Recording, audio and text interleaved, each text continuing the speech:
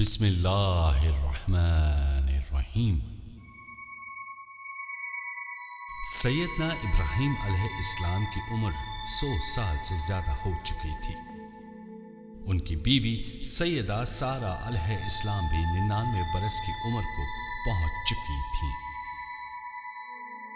اسماعیل علیہ السلام کو پیدا ہوئے 14 سال کا عرصہ بیت چکا تھا، لیکن سارہ علیہ السلام کے ہاں ابھی تک کسی بچے کی پیدائش نہ ہوئی تھی۔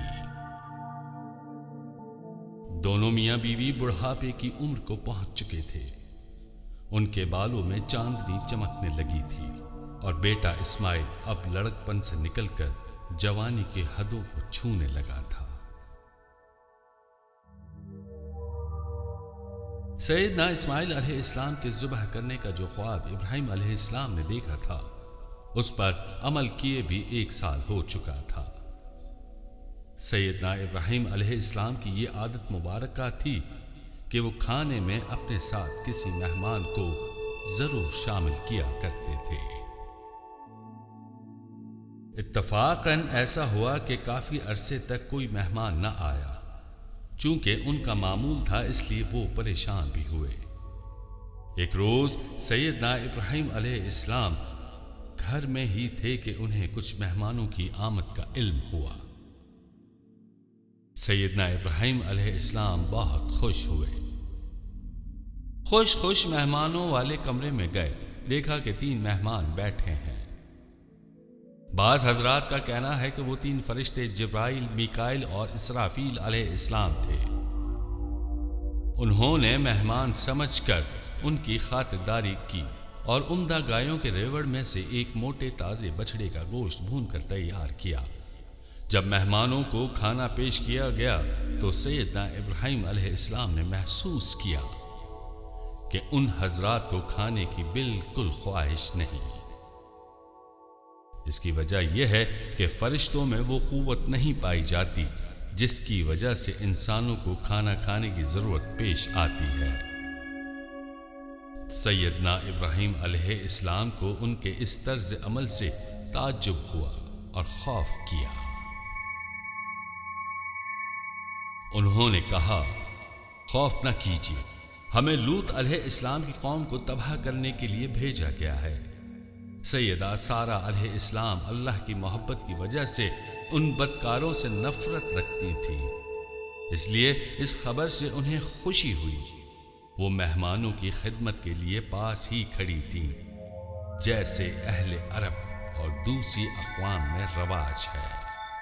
جب وہ خوش ہو کر ہنس پڑیں تو اللہ تعالیٰ نے ان کو ایک بیٹے اسحاق کی خوشخبری دی۔ لیکن جب فرشتوں نے انہیں یہ خوشخبری سنائی تو سیدنا ابراہیم علیہ السلام کی بیوی نے تعجب سے اپنا ہاتھ ماتھے پر رکھ لیا، جیسے عورتیں تعجب کے وقت کیا کرتی ہیں۔ سارہ علیہ السلام سے بھی وہ حرکت سرزد ہوئی اور انہوں نے فرمایا، ہائے میری کم بختی، میرے ہاں بچہ ہوگا؟ میں تو بڑھیا ہوں اور میرے میاں بھی بوڑھے ہیں، یعنی میرے ہاں کیسے اولاد ہو سکتی ہے جبکہ میں بوڑھی ہو چکی ہوں اور بانجھ بھی ہوں، اور یہ میرے شوہر ابراہیم علیہ السلام بھی بوڑھے ہو چکے ہیں۔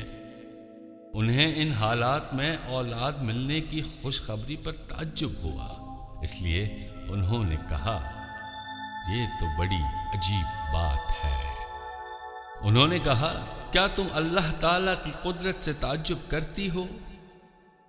اے اہل بیت، تم پر اللہ تعالیٰ کی رحمت اور اس کی برکتیں ہیں، بلا شبہ وہ انتہائی قابل تعریف ہیں۔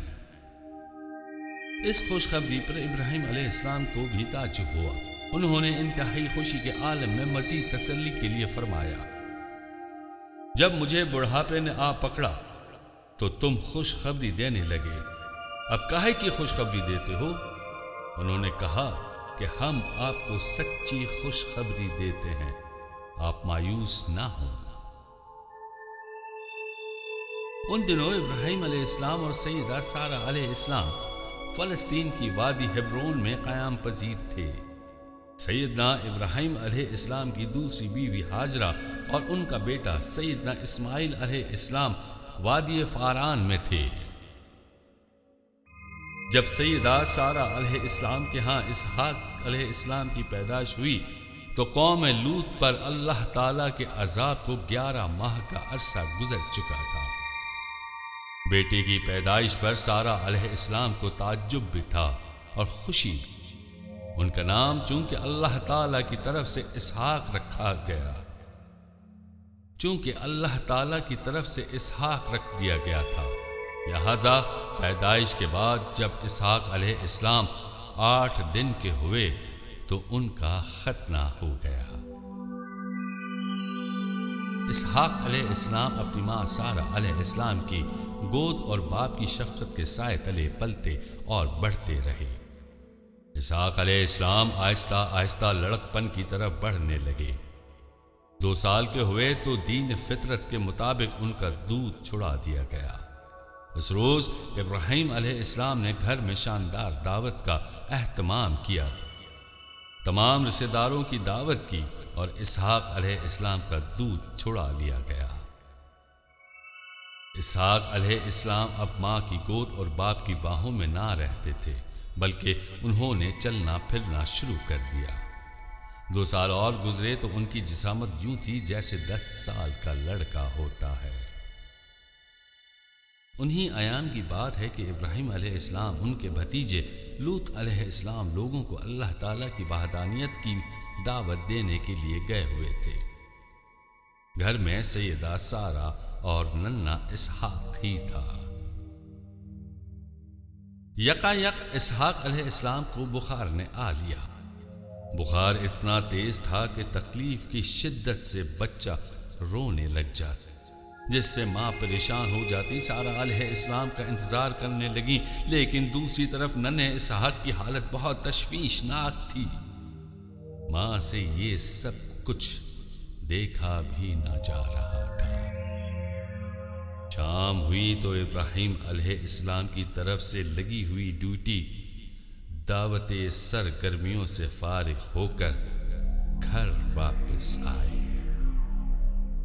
سارہ علیہ السلام پریشان بیٹھی، ان کی آمد کی منتظر تھیں۔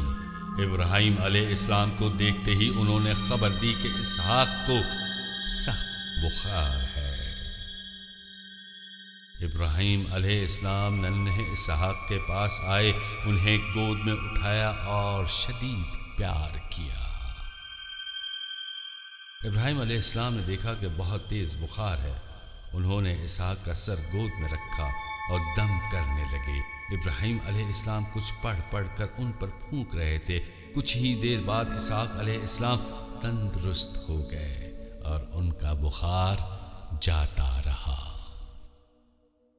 دن پر لگا کر اڑتے گئے اور اسحاق علیہ السلام بچپن کے ایام سیدنا ابراہیم علیہ السلام کے سایہ شفقت میں گزار رہے تھے۔